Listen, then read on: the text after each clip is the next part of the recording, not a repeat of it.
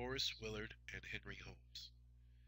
They both indicate that teachers are subject to mechanical routine, which limits their teaching possibilities and places their critical thinking minds in a box. Holmes echoed these sentiments and believed that these types of situations will limit the teacher in reference to their development and training as an educator.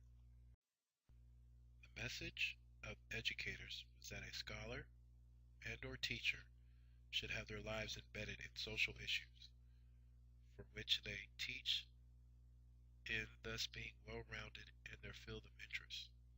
This includes the economics of one's community, one's moral compass, and social issues that combat the public and/or their students on a daily basis. Teachers have the intellect and abilities to question and understand the structural inequalities in their place of employment. By understanding them, they can create an environment that is much more conducive to their own teaching style, and that is labeled as transformative intellectual, something that teachers all should want to obtain. Critical pedagogy brings together both the language of critique with a language of possibility. Thus, education has limitless possibilities that can reach many steps in reference to the information that we teach the public, but also how we as educators teach the content. The teacher, as a transformative intellectual, is dedicated in the fight to assist to help students be resourceful, to be well informed, and bold enough to find out new and more just ways for their communities. That is, to develop into active citizens and engage in social change. The movement to reform child education must be viewed in this historical context. Children as such are not usually included among the oppressed, yet they necessarily compose one of the weakest, most dependent, and defenseless sections of the population. Each generation of children is not only helped but hindered and hurt by the elders who exercise direct control over them. Thus, a democratic approach is needed because the teaching styles of all must inhabit change due to the social dynamics of our students. Educational reform and the retreat from democracy. The new conservative capitalizes on the lack of confidence that the public has within the frameworks of society and education. This creates a downward mobility and economic hard times. This in hand falls into the way of the chauvinistic patriot, who has an agenda to serve the educational elitists. In hand, education in their eyes becomes economic rather than political instrumentalities.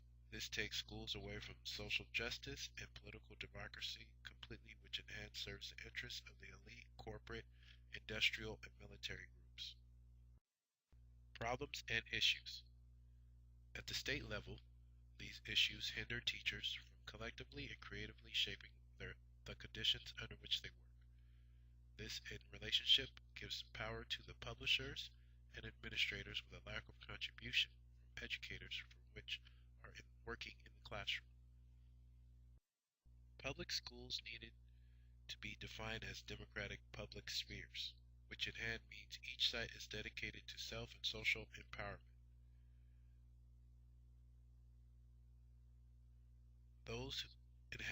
This will inhabit students the opportunity to obtain knowledge, skill, social relation, and vision necessary to become a contributing member of society.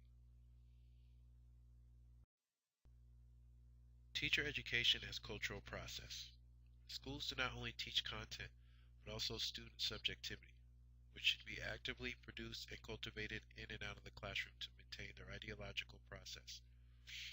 Conceptualizing schooling as the construction and transmission of subjectivities, or sets of experience that are in hand a part of the ideologic process. Power. Within the dominant curriculum, knowledge is often removed from the issue of power and is treated in a technical manner. Knowledge should be linked to particular interests and social relations that benefit the students as well as the practice of the instructor. Language. Every language contains elements of a conception of the world. Through language, we obtain a sense of knowledge and identity needed in the classroom. As language constructs meaning, it also marks the boundaries of permissible discourse. History. We should play a more expansive role in teacher education programs pertaining to the culture of teaching and how it has evolved. The theory of historical relevancy should be connected to both language and reading. This will better equip students, teachers in the history of language in teaching and education. Culture. This signifies the particular ways in which a social group lives out and makes sense of the given circumstances that they are in. Analyzing culture should become the cornerstone of teacher education curriculum. The student experience. The student experience becomes an object of inquiry rather than an unproblematic given. The way of the student experience provides us with social context needed to understand the social dynamics of society as a whole. The student voice. The concept of voice constitutes the focal point for a theory of teaching and learning that generates new forms of sociality as new and challenging ways of confronting and engaging everyday life.